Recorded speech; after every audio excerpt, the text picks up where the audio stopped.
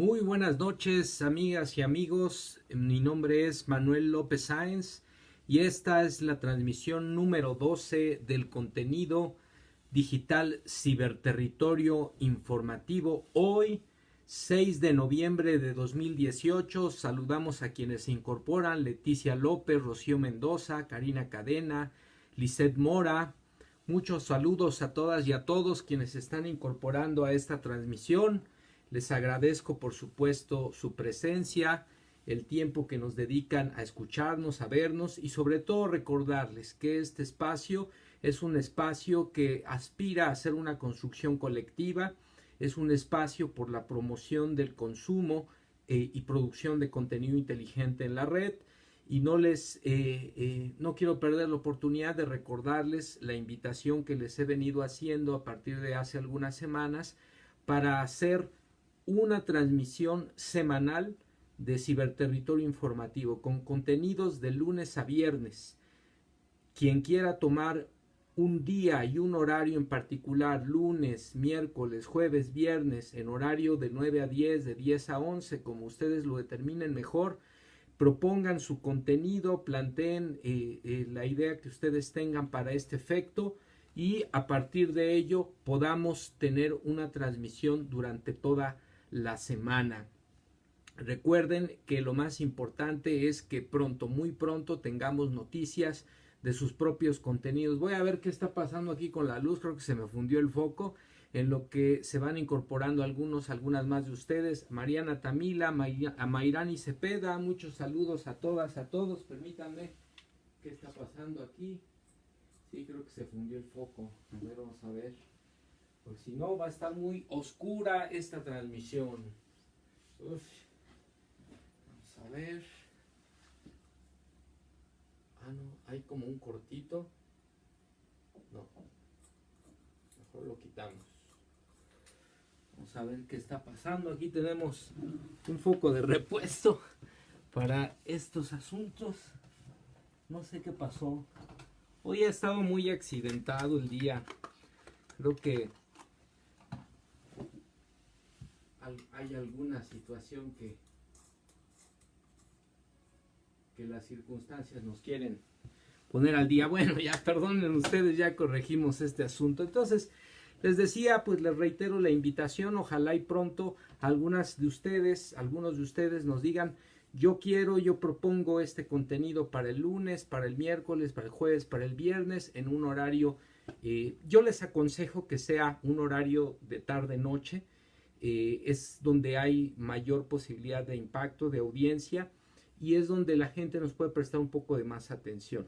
Entonces, quizá un horario de 8 a 9, 9 a 10, 10 a 11, como es el caso de este día, los martes, para que ustedes lo vayan pensando.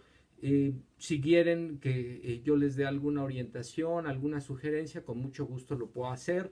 Mándenme un mensaje aquí en el post del video, por Messenger o a mi correo maesloza@yahoo.com.mx. Repito, maesloza@yahoo.com.mx, y con mucho gusto podemos compartir algunas ideas para trabajar estos contenidos. Saludos a Adriana Ramírez, que también se está incorporando.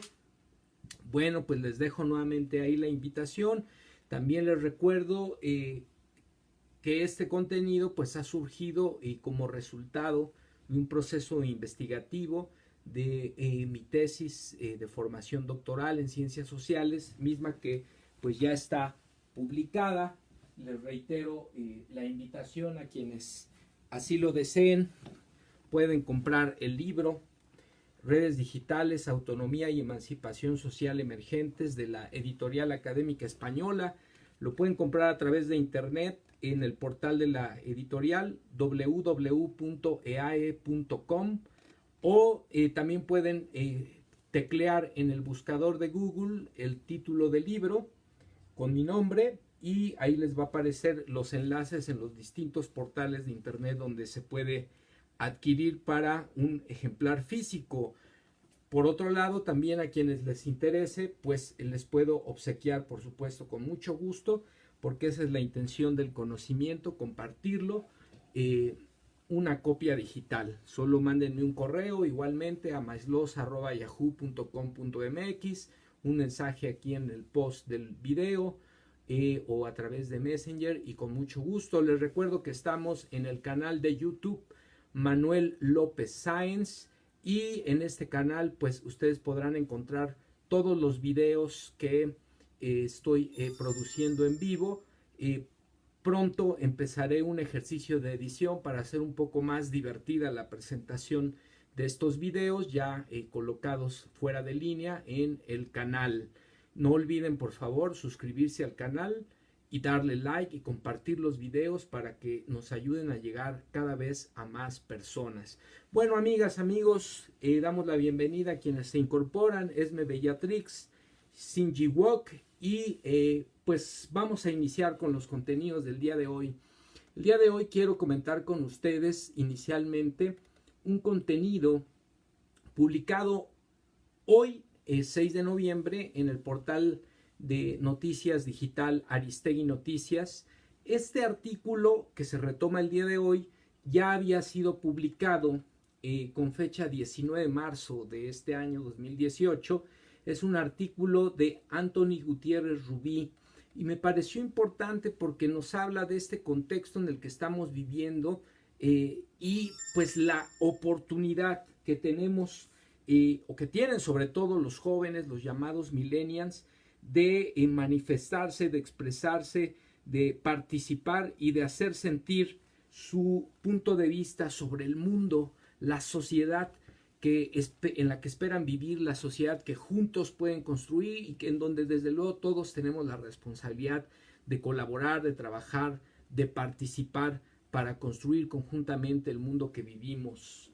Este artículo se titula ¿Está preparada América Latina para la tecnopolítica? Repito, es un artículo de Anthony Gutiérrez Rubí. Y en el epígrafe de este artículo dice: Brasil, Colombia y México son tres ejemplos en los que los llamados millennials serán determinantes para averiguar cómo es el mundo que quieren, afirmó el investigador.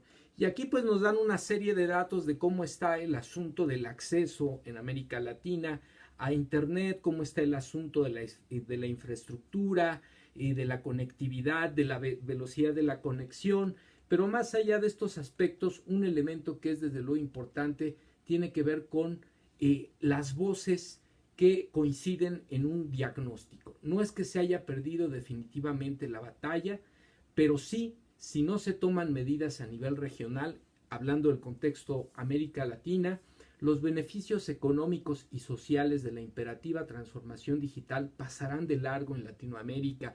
Y bueno, aquí vale recordar que esta región, este continente o la región particularmente de América Latina, en el continente americano, es una región donde prevalece una población joven, donde aún la tendencia poblacional nos marca una población que se encuentra entre los 20, 30, los 40 años. Todavía nuestra población no ha envejecido y este sector poblacional particularmente es el que tiene un vínculo muy fuerte, muy directo con las nuevas tecnologías de la información y la comunicación. No quiere decir que la generación que viene detrás, los llamados nativos digitales, los niños más pequeños o incluso las personas de la tercera edad que hoy día también se está convirtiendo en usuarios asiduos de este recurso tecnológico no lo hagan, pero este es un sector representativo y es un sector representativo en América Latina y a nivel internacional por el nivel de participación, por los procesos de apropiación, de utilización que se han venido haciendo de manera individual, de manera colectiva, de manera local, pero también global, en un sentido global, del recurso tecnológico para colocar en la agenda social, en la agenda política, en la agenda ciudadana, problemáticas, circunstancias, situaciones que requieren un esfuerzo colaborativo para ser resueltas, para ser atendidas, para ser visibilizadas y en ese sentido ser tomadas en cuenta en un escenario mucho más amplio a nivel comunitario, a nivel regional, nacional o incluso de carácter internacional. Aquí hay algunos aspectos que, por ejemplo, en el marco de los procesos que ya han venido ocurriendo en materia de cuestiones políticas en países como Brasil, que acaba sorpresivamente de elegir a un presidente de ultraderecha, o el caso de Colombia, o el caso de México, que dio un paso importante en su proceso de buscar otras alternativas para recuperar el bienestar, el estado de bienestar como un elemento garante de las condiciones de vida de la población, en donde por supuesto la participación activa de los jóvenes dentro y fuera de las redes digitales fue un elemento importante, por lo menos en el caso mexicano, para darle la vuelta a este control de los medios masivos, este control de las élites político-económicas sobre la vida pública, sobre la vida institucional, sobre los propios gobernantes y la toma de decisiones en materia de definir el destino de un pueblo como el nuestro. En el continente ya habían ocurrido, también de la mano o fuertemente influidos por las redes sociales, las redes digitales, los recursos tecnológicos, cambios de gobierno, de régimen, como el caso argentino con el kirchnerismo, como el caso de Pepe Mujica en Uruguay, como el caso de propio Rafael Correa en Ecuador, el caso de Evo Morales, que sigue aún en el poder en aquella hermana nación de Bolivia, entre otros, desde luego Chile, con el regreso de Michelle Bachelet al poder, después de una alternancia con Piñera, un gobierno de derecha, tenía el antecedente del gobierno de izquierda, la propia Bachelet, regresa esta gobernante, en fin, en ese sentido el crecimiento, dice el artículo, coincide con el año electoral que pues ya hemos venido viviendo, el crecimiento de la cobertura, del acceso, de la participación digital de los jóvenes en América Latina, en el que las generaciones más digitales van a ser o están siendo desde ya decisivas. Los ejemplos pues nos citan el caso de Brasil, Colombia y México, frente a distintas opciones políticas que les ofrecen una alternativa de sociedad, de gobierno y de forma de vida para estos jóvenes. En ese sentido, pues se hace fundamental repensar qué es lo que tenemos frente a nosotros, qué es lo que tenemos en nuestras manos, particularmente los jóvenes, qué tienen en sus manos a través de los recursos tecnológicos en materia de acceso a la información, de producción de contenido, de comunicación, de coordinación de esfuerzos, de aprendizaje, de construcción de conocimiento, de organización social, de trabajo colaborativo, mediado desde los recursos tecnológicos para impactar en diferentes dimensiones de la vida cotidiana y de la organización, por supuesto, de colectivos que busquen la autogestión, la autonomía, la emancipación para resolver, para asumir las riendas de su destino en sus manos y resolver de manera conjunta las problemáticas que les aquejan, desde luego de la mano de las instituciones, de las autoridades. En el caso mexicano pues tenemos una gran oportunidad porque está la convergencia de colectivos, de jóvenes que están utilizando las herramientas tecnológicas, pero por otro lado tenemos una alternancia en el poder que por lo menos está vislumbrando una coordinación, una comunicación, una cercanía y mayor interés con el mejoramiento de las condiciones de vida de la población. Entonces, ¿cuál es el mundo en el que quieres vivir? ¿Qué vas a hacer en por construir ese mundo? ¿Cómo vas a participar junto con otros en el mejoramiento de las condiciones de vida? Esas son algunas de las preguntas que los jóvenes hoy día tienen que hacerse y a aprovechar precisamente las extraordinarias herramientas que tienen al alcance los recursos tecnológicos para incidir como nunca o de manera muy importante por lo menos en la construcción del mundo en el que se quiere vivir. Ahí estaremos entonces a la altura. Venimos de procesos muy interesantes a nivel internacional, como lo fue en su momento el movimiento Ocupemos Wall Street en 2009, coordinado por jóvenes y mediado por los recursos tecnológicos en Estados Unidos, frente pues a la crisis económica y pues a la equivocada política económica neoliberal que fue impuesta en los Estados Unidos, pero también a nivel internacional y que lamentablemente sigue presente en muchos contextos. Aquí en México pues pretendemos darle la vuelta, entonces veremos qué tan posible es esto. En el 2010, por supuesto, la llamada Revolución Árabe, la Primavera Árabe de los jóvenes en aquella región del mundo. En 2011, el movimiento de los indignados en Europa. En el 2012, aquí mismo, el inicio, desde mi punto de vista, de lo que hizo posible en buena medida la transición del poder en México, gracias al legado político, social y tecnológico que dejó el movimiento de los jóvenes Yo Soy 132. Ahora mismo hemos sido testigos de otro tipo de usos sociales del recurso tecnológico para incidir en temas de inseguridad, en temas de transparencia, en temas de combate y denuncia a la corrupción, en temas de la organización y la información fidedigna, para incidir de manera importante en la toma de decisiones, en el ejercicio, por ejemplo, del voto en nuestro país para un sector importante de la población, como son los jóvenes, los llamados millennials. Entonces, en ese sentido, lo tecnológico se vincula con la participación social, con lo político, con la toma de decisiones. Y aquí la pregunta que nos hace Anthony Gutiérrez Rubí es: ¿estamos listos? ¿Estamos preparados? Dimos quizá el primer paso en México después de un movimiento esperanzador en lo que fue en el sur del continente, en este bloque de países con gobiernos progresistas, que hoy lamentablemente muchos de ellos están en un retroceso precisamente por pues la manipulación de las élites, por la intervención del gobierno de los Estados Unidos y por también algunos errores que los propios gobernantes de estos países cometieron. Otros siguen dando el ejemplo, como es el caso de Uruguay. Después del gobierno de Mujica regresó el doctor Tabaré y siguen en un trabajo importante en materia de la construcción o la reconstrucción del estado de bienestar. Por supuesto, el caso boliviano es extraordinario en este sentido. Y bueno, habremos de ver qué pasa en México, pero no solo en un sentido de contemplación, sino también de acción, de participación, para coordinar esfuerzos, utilizar nuestro capital humano, nuestro capital cultural, digital, tecnológico, en pro del mejoramiento de nuestras condiciones de vida. Esta es la pregunta que nos lanza el autor Gutiérrez Rubí, y pues la respuesta está de nuestro lado de la cancha. ¿Estaremos a la altura? Yo espero que sí.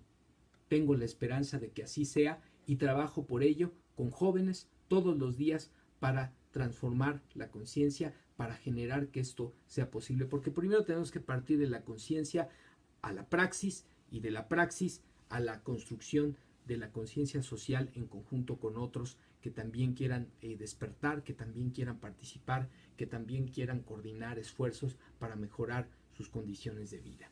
Ahí está la nota y con ello pues vamos al siguiente contenido que les propongo para su revisión, para su lectura, para su análisis y discusión, que es el que tiene que ver con la participación, la expresión en las redes, ¿no? En este contenido el día de hoy estamos haciendo mucho énfasis en el uso tecnológico, social, político de las redes digitales. En este caso es un artículo que retomo del portal de noticias digitales, sin embargo, firmado por Ivonne Ojeda de la Torre, quien ya hemos platicado de ella en otras ocasiones, conociendo su trabajo y desde luego también agradeciendo las entrevistas que ha tenido la gentileza de hacerme.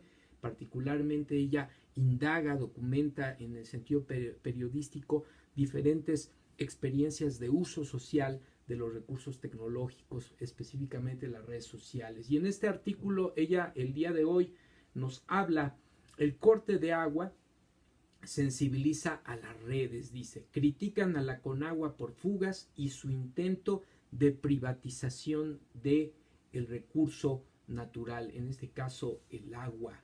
Dice: durante el sexenio de Enrique Peña Nieto, la Comisión Nacional del Agua, Conagua, enfocó su comunicación en las redes sociales y a través del Sistema Meteorológico Nacional, para lo que invirtió más de 2 millones de pesos en la implementación de una aplicación cuyo contrato, por cierto, finaliza en noviembre de este año, es decir, está por finalizar la contratación del servicio.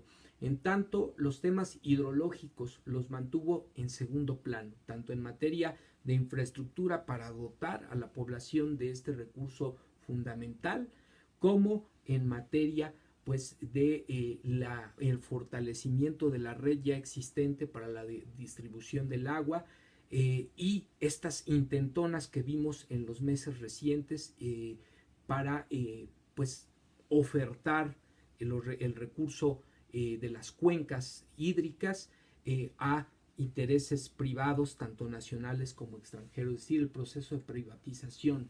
Cuando el gobierno de Peña Nieto inició, la Conagua fue el centro de críticas y reclamos que hicieron eco, dice, a nivel internacional, a través de una nutrida movilización en contra de la construcción de la presa El Zapotillo, por ejemplo, en el caso de Jalisco. Al finalizar el sexenio, esta dependencia termina envuelta en la polémica por el lanzamiento del sistema Conagua Digital, que entre el 13 y 15 de octubre propició una intensa movilización de usuarios, quienes alertaron sobre su empleo para el aceleramiento de la entrega de concesiones de cuencas hidrológicas nacionales, decíamos, a intereses financieros privados, nacionales e internacionales, ¿no? Entonces, este es otro ejemplo de cómo a través del conocimiento, del acceso a la información, la difusión de la información, rápidamente la ciudadanía se organizó, se movilizó a través de las redes digitales y masivamente se expresó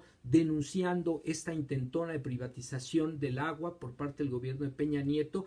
Y esta expresión masiva logró visibilizar una problemática que desde luego es de la mayor relevancia, de la mayor importancia e interés para la población, generando que el gobierno de momento censurara, se detuviera de esta intentona, aludiera a una falla técnica de esta plataforma del sistema de Conagua Digital, pero en realidad lo que estuvo de fondo es este gran poder de convocatoria, de organización, de expresión masiva y de visibilización de problemáticas para la coordinación de esfuerzos en la solución de problemáticas también, de las redes digitales, y cómo los ciudadanos, en este caso de nuestro país, particularmente los jóvenes, nos hemos empezado a apropiar de este recurso.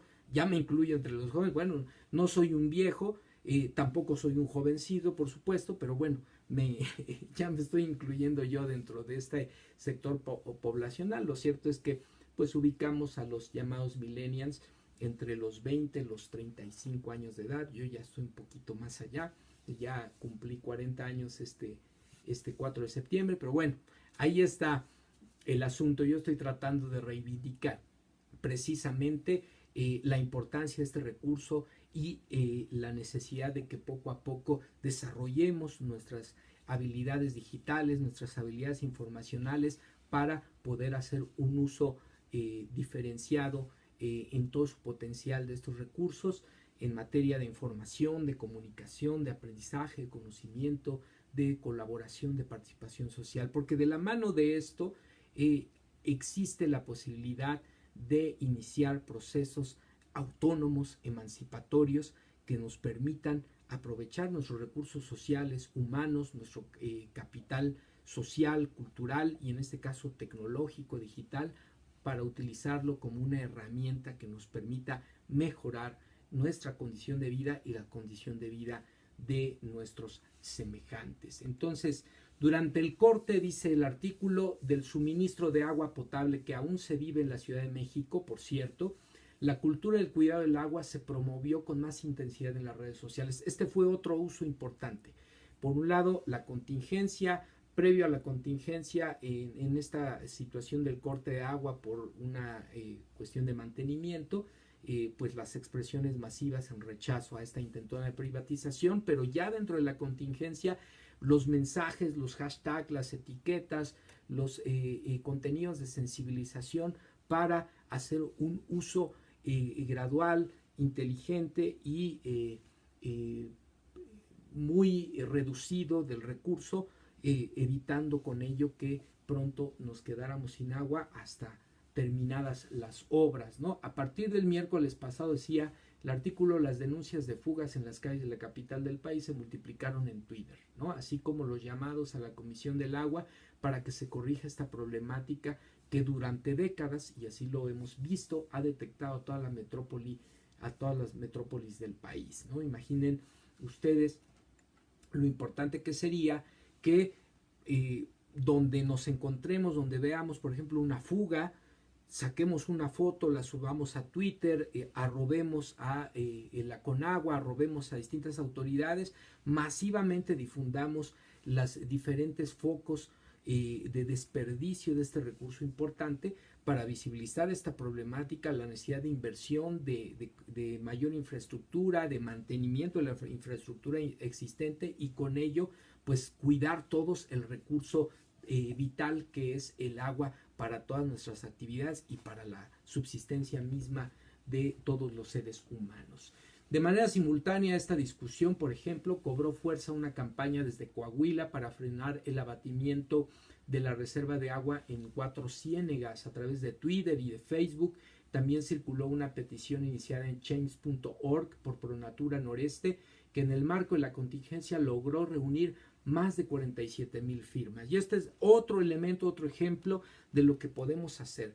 Siempre es importante hablar de cómo estas expresiones masivas permiten la visibilización de problemáticas que estaban ahí, que estratégicamente han sido invisibilizadas por el manejo de contenidos, sobre todo en los informativos, sobre todo en los medios masivos de comunicación, pero que son de la mayor relevancia e importancia para la sociedad de un país como el nuestro, en este caso, y que es necesario poner en el centro de la discusión social, de la discusión política, de la discusión para que los tomadores de decisiones asuman su responsabilidad y realicen el trabajo que tienen que hacer en pro del cuidado y del bienestar de la ciudadanía. Las redes sociales, entonces, dice el artículo, crean nexos y se coordinan acciones deslocalizadas que de vez en cuando trascienden el plano internacional, como sucedió con la lucha de los habitantes de Temacapulín en contra de la conclusión de la presa El Zapotillo.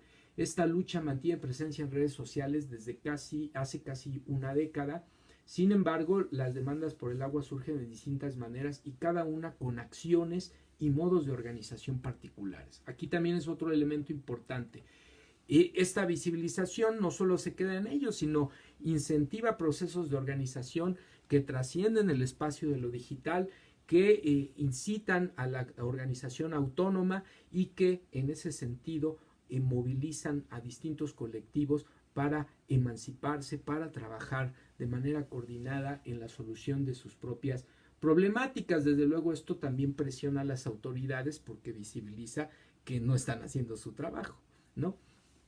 Y bueno, el sistema Conagua digital, dicen, aceleraría el proceso para entregar los permisos al simplificar los trámites burocráticos. Se refiere en este caso al proceso de privatización que se intentó realizar a través de este portal digital. Delgado aseguró, el senador de Morena, aseguró que no garantiza que se realicen estudios técnicos que avalen el correcto aprovechamiento del agua. En las redes sociales, los usuarios frente a esta situación expresaron su inconformidad con esta medida y generaron la alerta. En la discusión se consideró que la interfase facilitaría el remate de las cuencas hidráulicas. Las llamadas iban desde frenar la puesta en vigor del sitio hasta hackearlo, ¿no? Aquí, por ejemplo, la invitación de algunos colectivos era, bueno, pues vamos a frenarlos, si no lo podemos hacer en las calles, vamos a frenarlos echando a perder, hackeando, bloqueando la plataforma con la que se pretendía poner a la venta en línea las cuencas hídricas del país, ¿no? Así estuvo el debate con agua entonces en las redes sociales. En tanto, continúa el artículo, los reclamos a la Conagua se mantuvieron vigentes durante todo el sexenio a través de las redes sociales. A la Conagua y a muchas otras dependencias, desde luego a la presidencia, al Poder Ejecutivo Federal encabezado por Enrique Peña Nieto. Esta dependencia, en el caso de la Conagua, se ha concentrado en promover información meteorológica a través de las plataformas comunicativas, con lo que ha conseguido generar una audiencia que rebasa el 1,000,000 de seguidores. En 2016 invirtió, decíamos, en una app que proporciona información meteorológica para la que se pagó a la empresa Indot SADCB 2,277,000 pesos. Aquí también las redes sociales participaron mucho en la visibilización del despilfarro. Es cierto que se necesitan este tipo de recursos, lo que es increíble es la cantidad de recursos públicos que se utilizan.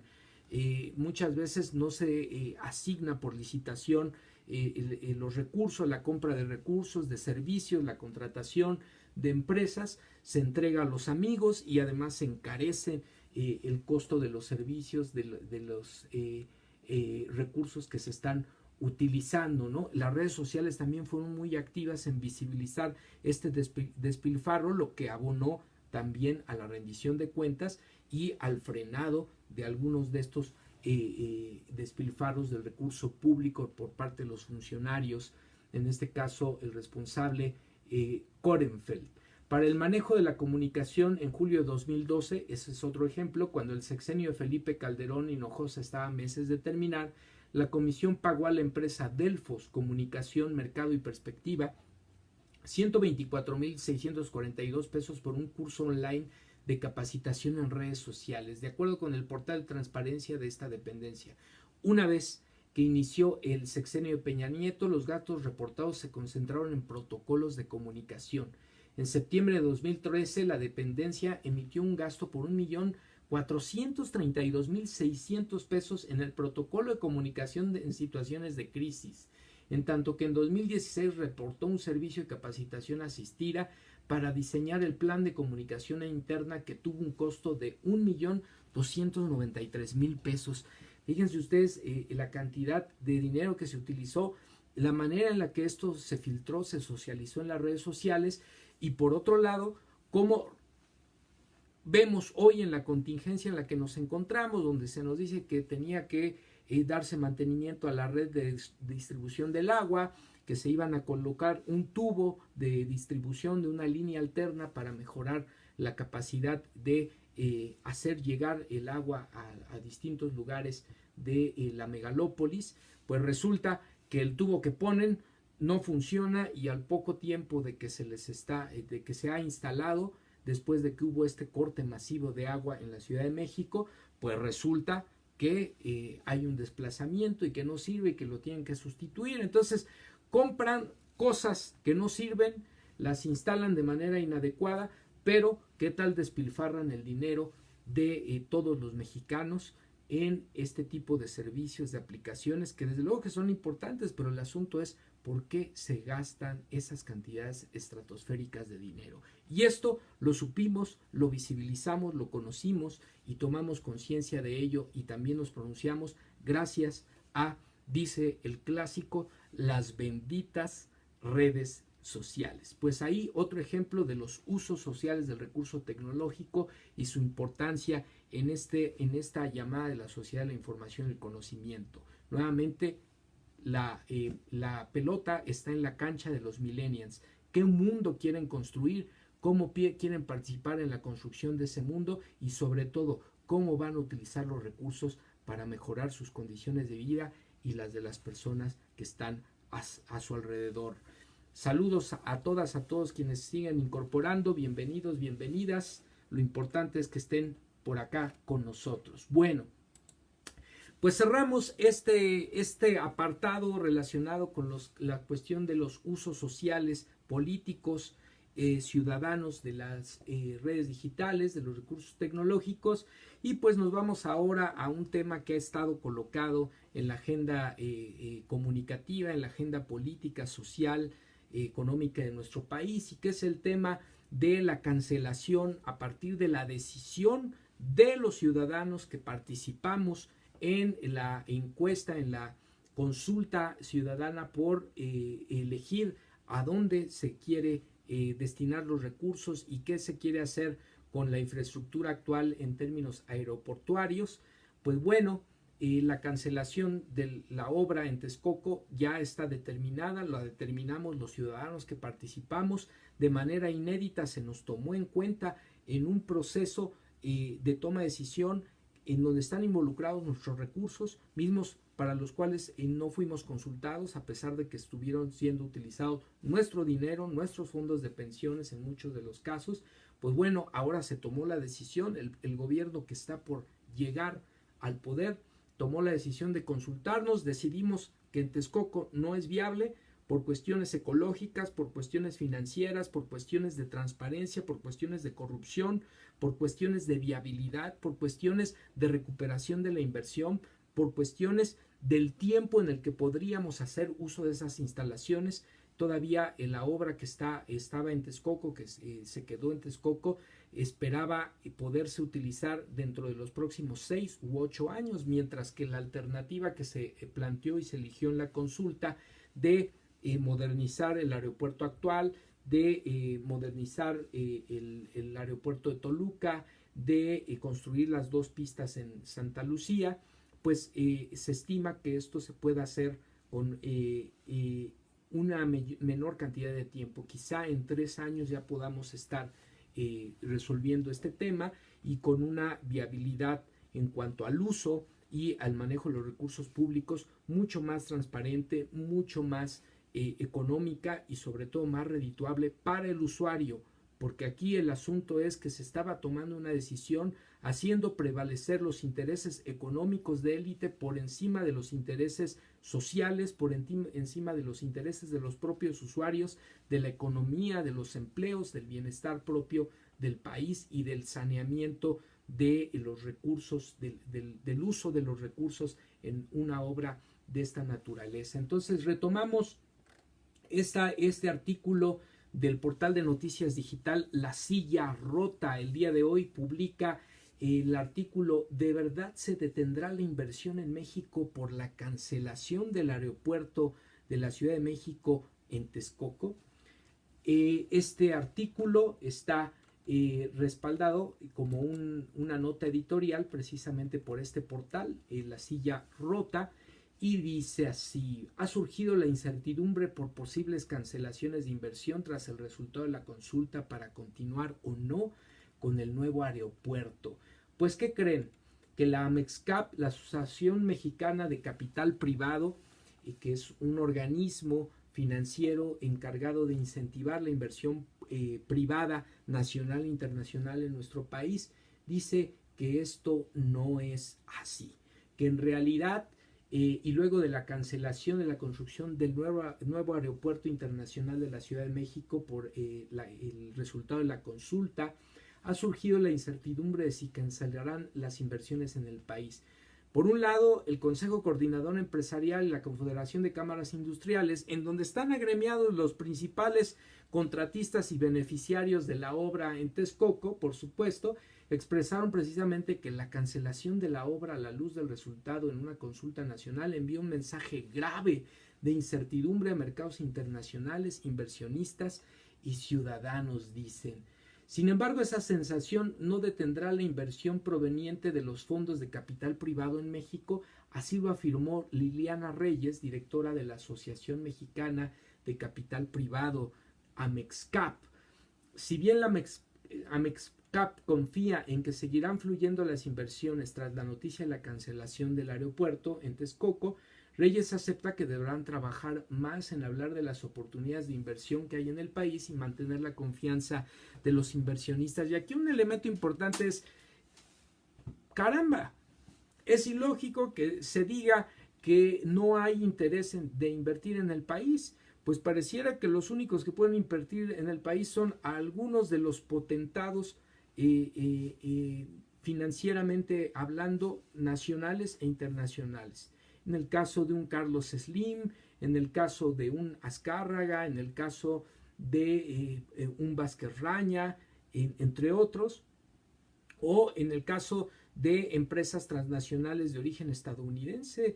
Pues déjenme decirles que hay empresarios chinos, rusos, alemanes, franceses, que han expresado su más claro interés por traer inversión al país y por ser quienes en un momento determinado construyan la obra, la infraestructura de este tipo de proyectos, como puede ser el aeropuerto, como puede ser el Tren Maya. El asunto aquí es que los pocos empresarios beneficiados de manera prácticamente oligopólica con los contratos del aeropuerto son los que están pagando las notas en la televisión, en el radio, en la prensa, para decir que hay una desestabilización, que viene una hecatombe financiera al país. Caramba, entonces, ¿qué idiotas son los gobiernos neoliberales o el gobierno de Enrique Peña Nieto, que fincó el futuro económico y la estabilidad económica del país en una sola obra, en este caso la obra de ya cancelada del aeropuerto en el lago de Texcoco? Fíjense ustedes, dice la nota, en 2017 se nos olvida eso, o se les olvida a muchos de los merolicos en los medios de comunicación, como resultado de factores como la llegada de Donald Trump a la presidencia de los Estados Unidos y la negociación antes del TLC, ahora del TEMEC, el Tratado México, Estados Unidos y Canadá, los fondos de capital registraron el menor nivel de inversión comprometida en 4 años por 3.400 billones de dólares. Y nadie hizo ningún ruido. Para la directiva de este organismo, que ya mencionamos, AMEXCAP, a pesar de la cancelación del aeropuerto, los fondos de capital perciben a México como un país seguro para invertir en comparación con otros países de la región, como sería el caso de Brasil. Entonces, pues en realidad lo que estamos, o frente a lo que estamos en esta supuesta hecatombe financiera, ya lo comentábamos en la emisión de la semana pasada, pues es en la construcción de una cortina de humo, de una fake news que es reproducida en los medios digitales, en los medios de comunicación convencionales, un día sí y otro también, para generar esta psicosis social, para meterle miedo a la gente, cuando en realidad los que están aterrados precisamente son los pocos potentados que fueron beneficiados con estos contratos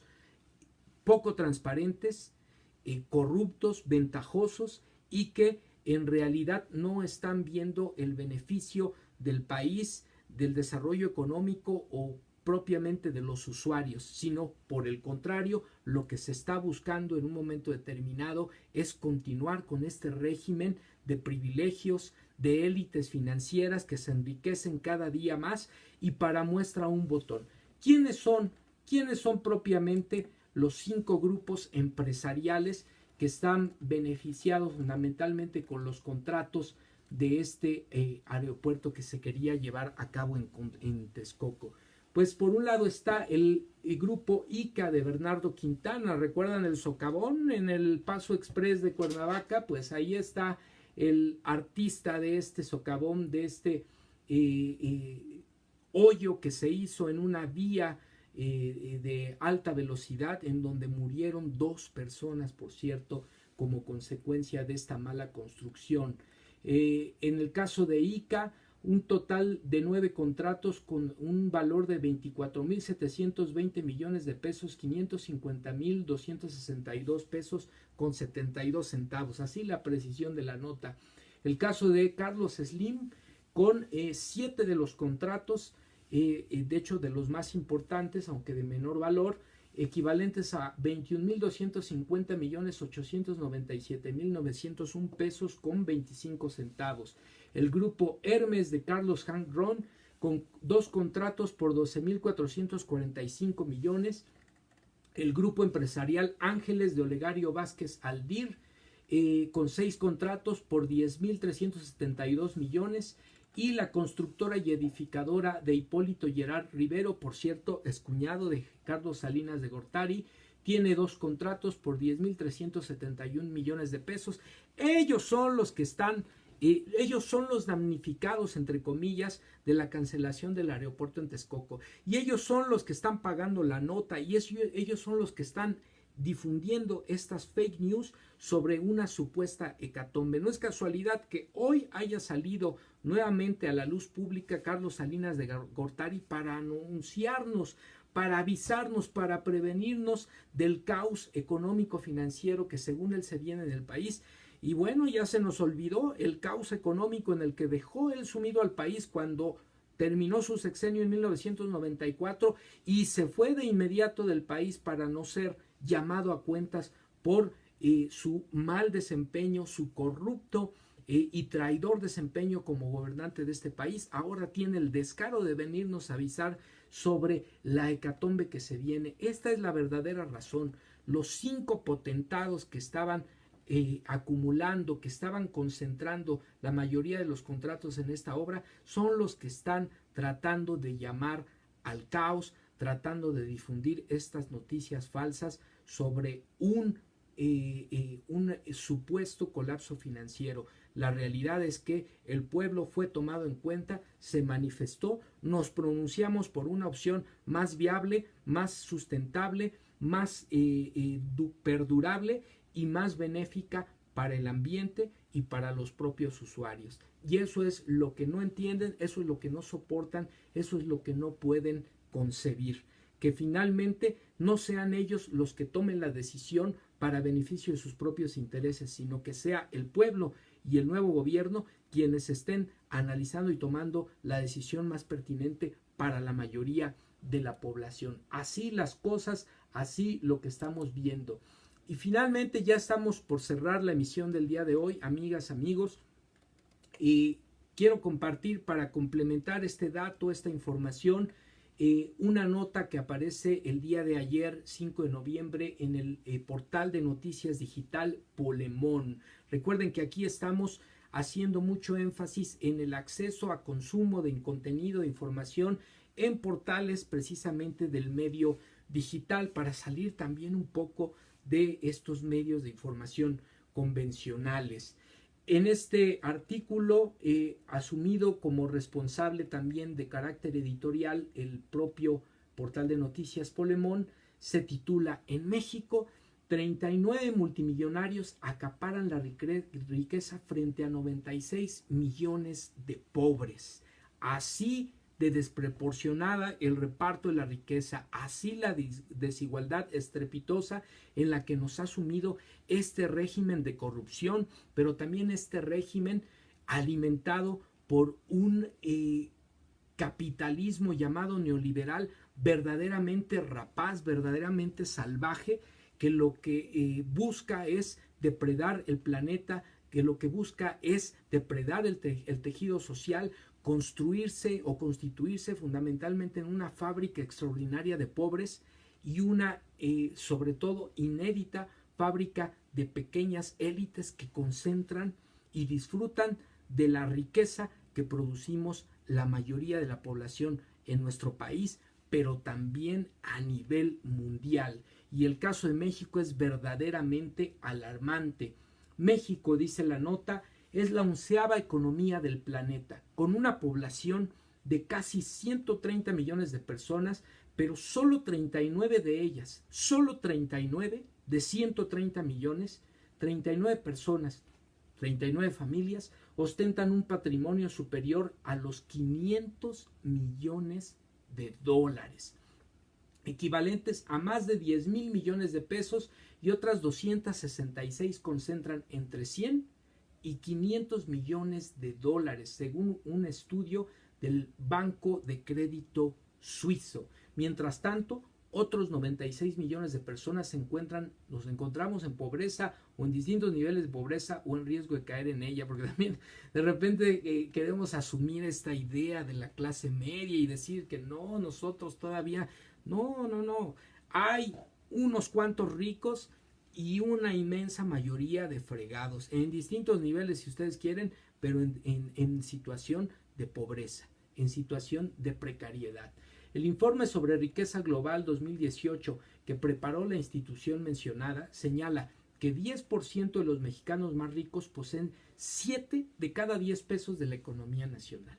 El 1% se reparte el 40% de las riquezas nacionales, mientras que la mitad de la población más pobre sobrevive con apenas 7 de cada 100 pesos del presupuesto nacional. Si bien la población de mexicanos que tiene un patrimonio superior al $1,000,000 alrededor de 109,000 mexicanos, se redujo en 6,000. Existen 55 millones de adultos cuyo patrimonio ni siquiera alcanza los $10,000.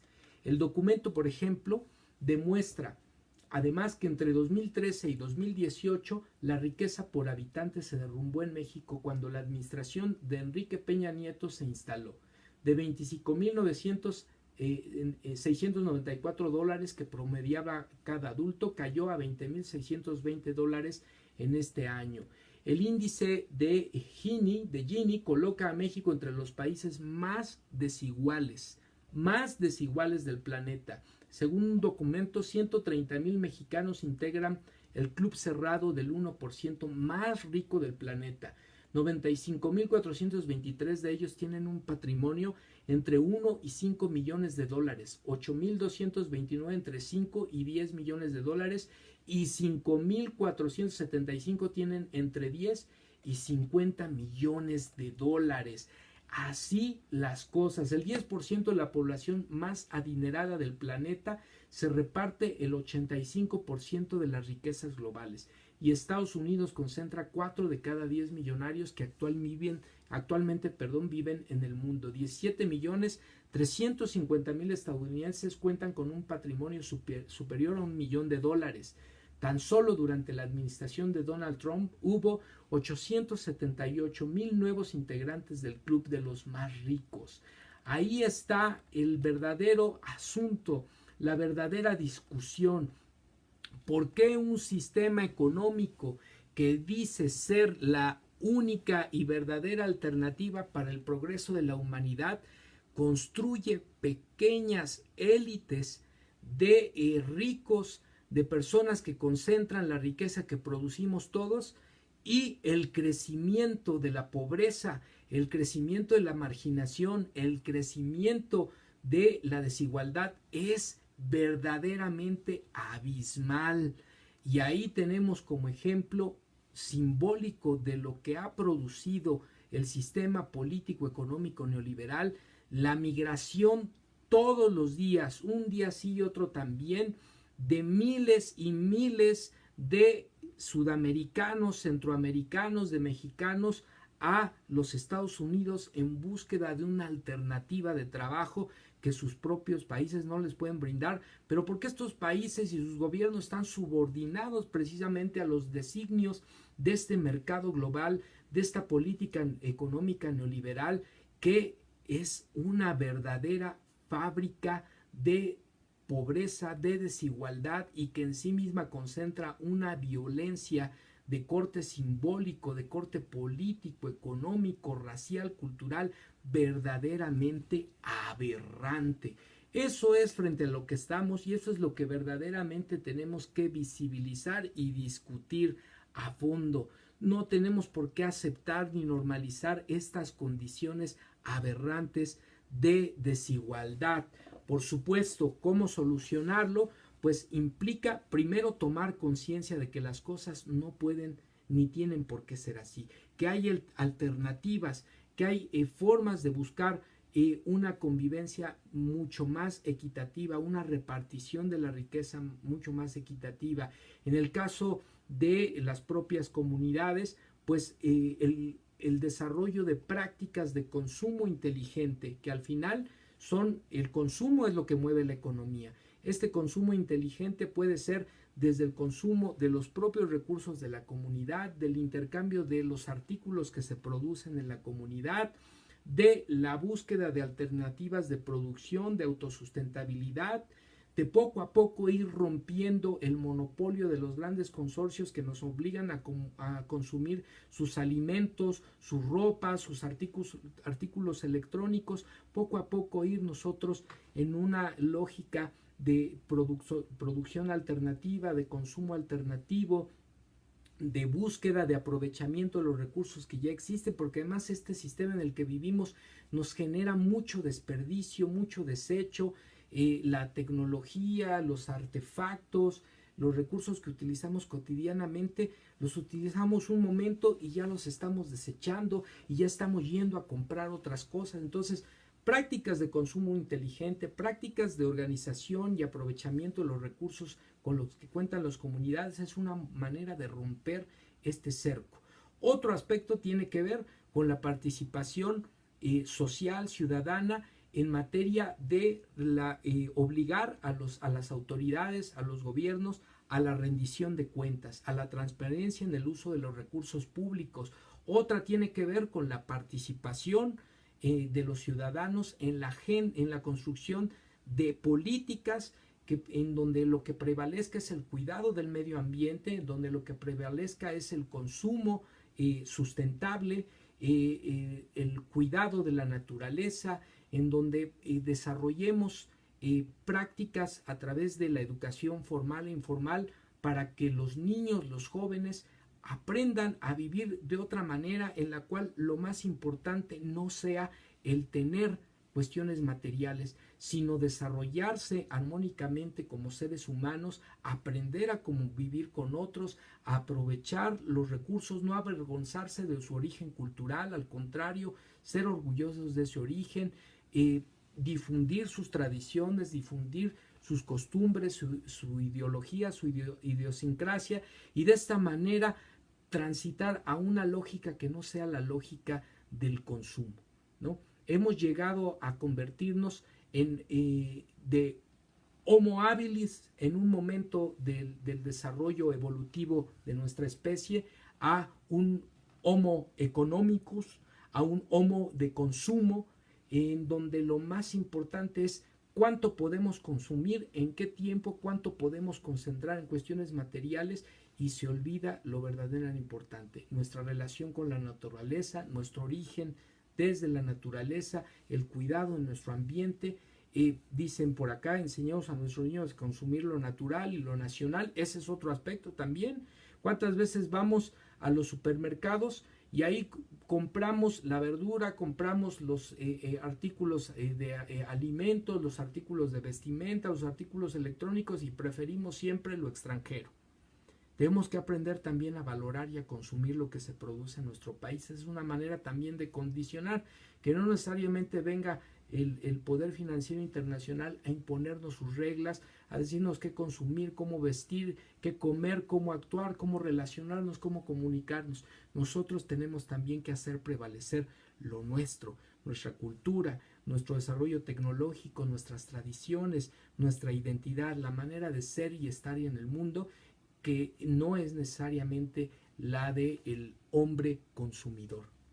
En todo caso, es la del hombre que apuesta a la vida, que apuesta a la relación respetuosa con la naturaleza, que apuesta a la relación respetuosa con sus semejantes, y que en ese sentido busca alternativas distintas de convivir, de ser y de estar en el mundo. Por supuesto, la pregunta que plantea, por ejemplo, Esme Bellatrix, pues es muy compleja de responder en unos cuantos minutos, pero algunas de las alternativas serían estas. Desde mi punto de vista, ustedes tienen también la palabra en el sentido de cómo darle la vuelta a este control económico, a esta prevalencia de la élite financiera nacional e internacional, que es la que concentra la riqueza producto del esfuerzo de toda la población en nuestro país y desde luego a nivel internacional.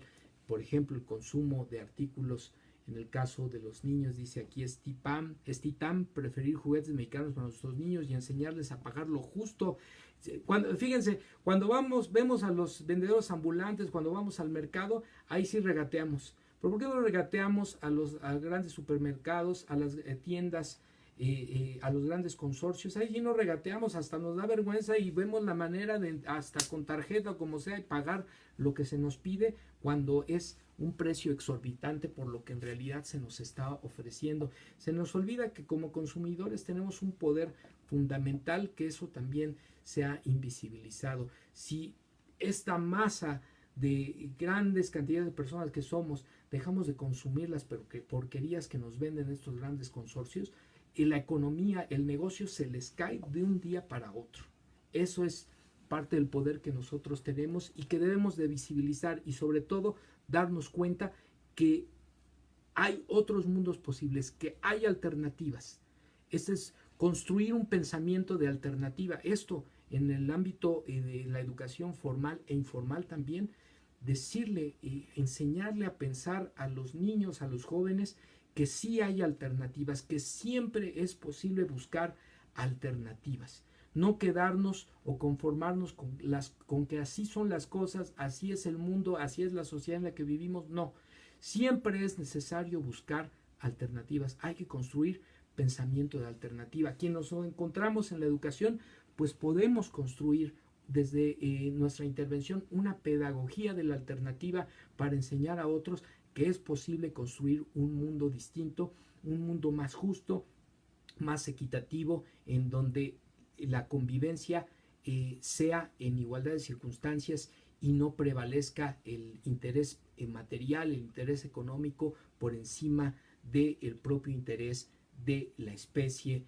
de las personas, de la dignidad de las personas y del derecho a ser, estar en el mundo y a ser feliz con lo que somos y como somos, como especie, como individuos de una cultura, como sujetos de una sociedad, ¿no? Bueno, eso sería en mi punto de vista y les agradezco mucho las preguntas y los planteamientos que hacen porque me permiten también desde luego reflexionar con lo que yo les estoy planteando. Pues así las cosas. Y para cerrar la emisión del día de hoy, amigas, amigos, yo les diría un aspecto muy importante.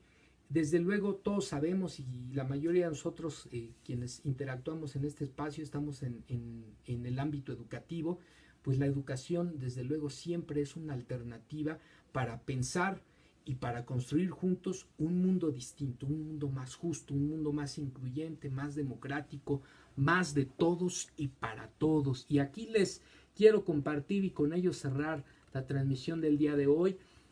Un artículo que se publica el día de hoy en el portal de noticias digital Animal Político y este se titula Educación para Todos, la promesa fallida, pero aquí este artículo lo que recupera en contraste con lo que estamos viviendo, el caos que estamos viviendo en este momento en todos los niveles educativos por la imposición de la mal llamada reforma educativa y su engendro demagógicamente denominado nuevo modelo educativo, aquí hay una alternativa, precisamente de lo que estamos hablando, ¿no? Creciendo juntos, un modelo con el que niños indígenas aprenden español sin perder su lengua. Este artículo está firmado por Andrea Vega, el día de hoy publicado, decíamos, en el portal de noticias Animal Político. Y dice así: la indígena purépecha Zuleima Martínez Francisco tiene 23 años y habla inglés sin acento.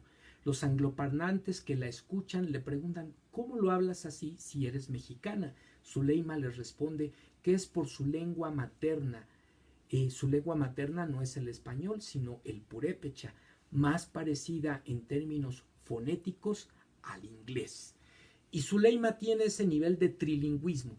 Habla purépecha, inglés y desde luego español, porque en la primaria no le enseñaron a avergonzarse del pure, como lo llama de manera familiar, y tampoco la obligaron a leer y escribir primero en español. La joven se alfabetizó en purépecha. Los conceptos de materias complejas como las matemáticas se los explicaron en su lengua materna. ¿Dónde ocurrió esto? Pues en el estado de Michoacán. Por cierto, uno de los estados que siempre es denostado por las autoridades del gobierno federal, por las autoridades de la Secretaría de Educación Pública, por el propio Sindicato Nacional de Trabajadores de la Educación en su fracción institucional, su fracción charra, corrupta. Siempre están denostando al magisterio de esta entidad, agrupado desde luego en la corriente democrática de la Coordinadora Nacional de Trabajadores de la Educación, para que vean que sí hay alternativas y posibilidades que ya se están construyendo en materia de un modelo educativo verdaderamente construido desde y para nuestros niños, por nuestros maestros, en las comunidades, recuperando su contexto, recuperando su cultura, respetando su propio origen e idiosincrasia. En 1995, dos escuelas primarias de Michoacán, San Isidro y Uringuítiro, iniciaron su propio proyecto de educación intercultural. En una de esas escuelas estudió Zuleima y hoy no solo habla y escribe las dos lenguas, español y purépecha, también domina el inglés. El nuevo proyecto fue llamado Arexperacua, que significa en purépecha creciendo juntos, con la hipótesis de que sus alumnos, hablantes de purépecha, aprenderían mejor los contenidos y competencias escolares si se los enseñaban en su lengua materna en lugar de hacerlo en español, un idioma que casi no conocían al entrar a la escuela. Fíjense ustedes. La evidencia científica prueba, dice el investigador Enrique Amel, que participa en este proyecto junto con los maestros de la entidad, que estaban en lo correcto. Toda persona se alfabetiza una sola vez en su vida. Fíjense, toda persona se alfabetiza una sola vez en su vida. Una vez adquirida esta competencia cognitiva de alta complejidad, se puede transferir esa habilidad a una nueva lengua aplicando la mayor parte de las estrategias aprendidas. Aquí una crítica fundamental entonces al planteamiento de esta demagógica reforma educativa y su engendro llamado modelo educativo. ¿Por qué imponer desde el nivel de educación preescolar la enseñanza del idioma inglés cuando lo fundamental desde estas experiencias y desde la evidencia científica sería respetar la lengua materna de nuestros niños, de nuestros alumnos y promover desde ahí este proceso de alfabetización en el preescolar, inicialmente el acercamiento a la lectoescritura, en la primaria ya la alfabetización formal en su lengua materna, en el caso de los niños hablantes del español, pero también en el caso de los niños hablantes de alguna lengua indígena, respetar este proceso de alfabetización y posteriormente, si es necesario, si considera pertinente, iniciar el aprendizaje de otra lengua. Lo nuevo será otra ortografía, precisa Amel, y seguramente una organización diferente del texto, pero lo fundamental de la escrituralidad se comparte. Por eso, un currículo que no integra social y cognitivamente las lenguas, duplica funciones, crea contradicciones entre sus componentes, está destinado a un bajo rendimiento escolar. Pero en el caso de los niños hablantes, continúa la nota, de la lengua indígena, no solo se espera que aprendan castellano, sin un programa de enseñanza estructurado y sin maestros capacitados. En ello, señala el investigador, la discriminación que viven por su lengua, por su origen, tiene efectos psicosociales que bloquean el aprendizaje en la escuela. Los profesores de las dos primarias de Michoacán empezaron su programa sin un método formal, pero en 1999 con un equipo de pedagogos sociolingüistas y antropólogos de la UAM, de la Universidad Autónoma Metropolitana y de la Universidad Pedagógica Nacional, empezaron a acompañar el proyecto para desarrollar junto con los profesores un modelo real de educación bilingüe. Era este el equipo del investigador Enrique Amel, en el que también participó Ana Elena Erape, maestra en educación intercultural bilingüe e investigadora de la UAM Iztapalapa. Dicen, fue mucho trabajo, hubo que definir un alfabeto en purépecha, articular una metodología para alfabetizarlos en lengua materna, desarrollar un método para enseñarles el español como segunda lengua y articular contenidos de las diferentes materias, dice Amel. Incluso hubo que desarrollar todo un vocabulario y un currículo apropiado para las diferentes asignaturas. Así, esta experiencia que lamentablemente, y aquí lo destaca el artículo, en lo público es reconocida y elogiada por el gobierno federal, por la Secretaría de Educación Pública, pero en lo privado, en la realidad de las comunidades y en las escuelas, los mismos maestros participantes del proyecto lo dicen, ni las autoridades de la Secretaría Pública de Educación Pública Federal ni estatal, ni el propio Sindicato Nacional de Trabajadores de la Educación nos apoyan en ningún sentido con estas iniciativas. Estas iniciativas devienen de un esfuerzo propio de los maestros, de los padres de familia, de las comunidades y desde luego en coordinación con investigadores que muchas veces lo hacen de manera altruista.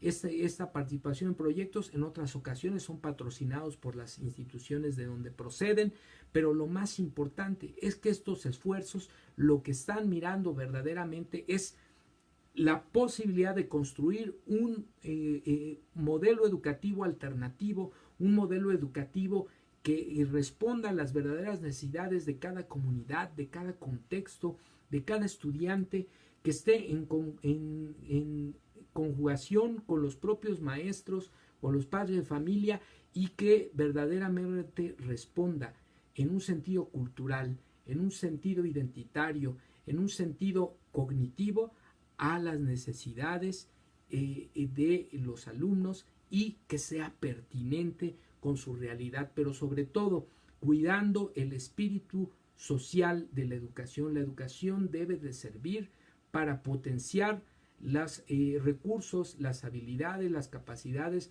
de los individuos, pero también para fomentar la movilidad social, para que la educación sea el instrumento que sirva para el mejoramiento de las condiciones de vida de un individuo y de una población en su conjunto. Y estos esfuerzos, desde luego que lo demuestran. Por ejemplo, el caso de Zuleima Martínez, decíamos al inicio de la nota, tiene sus propias estadísticas de éxito. Dice que de la generación que estudió con ella la primaria de 20 niños que fueron atendidos con este proyecto intercultural, con ella, de 20 niños que la concluyeron, los 20 se graduaron de la secundaria, 15 entraron al bachillerato y 12 lo terminaron, 4 llegaron a la universidad. Eso, por cierto, no pasa lamentablemente en los grupos de las escuelas de las otras comunidades. No hay que olvidar que la escolaridad media de la población hablante de lengua indígena es de 5.7 grados de escolaridad, es decir, ni siquiera rebasa el nivel de la primaria. De acuerdo al panorama educativo de la población indígena, PEPIA, del Instituto Nacional de Evaluación de la Educación, INEE, solo 63.9% de las personas de este grupo completaron la secundaria de la población indígena y apenas 26.6% terminó la preparatoria. Sin embargo, Zuleima y sus compañeros se encuentran en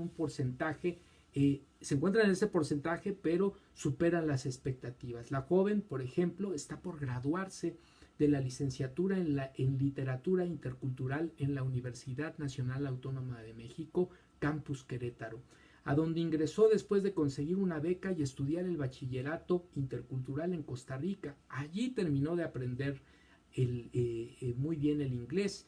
Dice que no sabe aún en qué va a enfocarse cuando egrese de la universidad, pero la carrera que eligió le gustó por su historia de vida. Entonces aquí tenemos, amigos, amigas, precisamente cómo la educación puede convertirse en una alternativa diferente a través de propuestas que se construyen desde abajo con los actores fundamentales, y esto nos abre posibilidades a pensar precisamente desde esta alternativa, desde este pensamiento de alternativa. ¿Cuáles son las posibilidades que podemos construir para un mundo diferente? Decíamos al inicio de la transmisión, de la mano de los recursos tecnológicos, de la mano de la toma de conciencia de que es posible vivir y construir un mundo distinto para todos, de la mano de estas experiencias alternativas de educación que nos dicen es posible construir proyectos desde abajo y construir modelos educativos, experiencias educativas contextualizadas que respondan a las necesidades de cada población, y así se reproducen en otras regiones del país. Por ejemplo, el caso de Atlisco, Puebla, en Guerrero, experiencias documentadas de educación alternativa con población indígena que lo que están ponderando es la recuperación del origen cultural, de las tradiciones, de las costumbres, fomentando el aprendizaje en la lengua materna de cada grupo indígena, en el caso michoacano que les reporto, pero también, por ejemplo, en la montaña de Guerrero, en el aprendizaje de contenidos académicos en lengua originaria de Ñomda, es de este pueblo originario, las escuelas de doble inmersión en Guerrero, ¿no? Por ejemplo, o en el caso, decíamos, de Atlisco, Puebla, probando un modelo de triple inmersión en la zona escolar 108 de educación preescolar y primaria indígena que atiende a estudiantes de descendencia nahua cuyos padres y madres migran por temporadas a los Estados Unidos para trabajar y luego retornan a su lugar de origen. Así tenemos distintas experiencias que con el magisterio de base, el magisterio democrático, del trabajo comunitario, con los padres de familia y el apoyo de investigadores, se están desarrollando y nos están diciendo sí es posible otro mundo, otro país, otra educación, otro modelo de sociedad, otro modelo económico y sobre todo una alternativa de bienestar para toda la población. Sí es posible, sí hay alternativa. Tenemos que pensar conjuntamente en nuestras alternativas. Pues bueno, amigas y amigos, con esto estamos cerrando la transmisión del día de hoy. Yo les agradezco mucho su presencia y para cerrar, como ya ha venido siendo parte de los contenidos a partir de la transmisión de la semana pasada, la recomendación de lectura a propósito de los contenidos que les compartimos el día de hoy. En este caso traigo para ustedes esta lectura del Premio Nobel de Economía Joseph Stiglitz, titulada El precio de la desigualdad. El 1% de la población tiene lo que el 99% de la población necesita. Este libro es editado por la editorial Taurus y aquí quiero compartir con ustedes. Este libro fue publicado en México en agosto del 2012. Quiero comentar con ustedes uno de los pasajes de este libro que me parece desde luego por demás importante y de la mayor relevancia, porque además Joseph Stiglitz fue funcionario en el gobierno de Bill Clinton en los Estados Unidos y después de ser partícipe de la implementación de estas políticas económicas neoliberales, hace un replanteamiento, una crítica al modelo político económico y nos dice es necesario pensar desde otro lugar la economía, el bienestar, el desarrollo social a nivel de los Estados Unidos, pero también desde luego a nivel mundial. Es necesario construir un mundo alternativo, un mundo distinto, un mundo más justo, más equitativo y desde luego que esto es posible. Dice Joseph Stiglitz, invertir más en nuestra sociedad, en educación, en tecnología y en infraestructuras y proporcionar más seguridad a los ciudadanos corrientes dará lugar a una economía más eficiente y dinámica, más acorde con lo que afirmamos ser y que ofrezca más oportunidades a un sector más amplio de la sociedad. Incluso el 1%, los que están ahí en este momento, podrían beneficiarse de que no se desperdicien las capacidades de tanta gente que está debajo. Y mucho más gente tendría la oportunidad de llegar algún día a estar en el 1%, siendo el 1% el total de la población, por supuesto. Por último, conseguir una sociedad más equitativa probablemente afectará la ideología predominante que condiciona nuestras políticas microeconómicas y macroeconómicas. Hemos identificado numerosos mitos que alimentan esa ideología. Podemos romper el círculo vicioso, porque el dominio político de los de arriba se traduce en unas creencias y unas políticas que refuerzan ese dominio y potencian la desigualdad económica. Y bueno, pues esta recomendación de lectura es precisamente para pensar en este caso desde la economía y desde un experto de la economía en estas alternativas, en estos otros mundos posibles, otras sociedades posibles que podemos construir, que no solo es desde la economía, por supuesto, también es desde la organización social, desde la educación, desde la participación consciente y responsable en los problemas de nuestra comunidad, pero fundamentalmente lo importante es pensar en la alternativa y sobre todo pensar que sí hay alternativas para construir el mundo en el que queremos vivir. ¿Y tú, en qué mundo quieres vivir? Bueno, amigas y amigos, pues yo les agradezco mucho su participación, su presencia el día de hoy. Vamos, como de costumbre, a cerrar la transmisión con los saludos a todos, a todas quienes nos acompañaron. Cada vez somos más y yo les agradezco mucho. Leticia López, saludos. Rocío Mendoza, saludos. Karina Cadena, también saludos.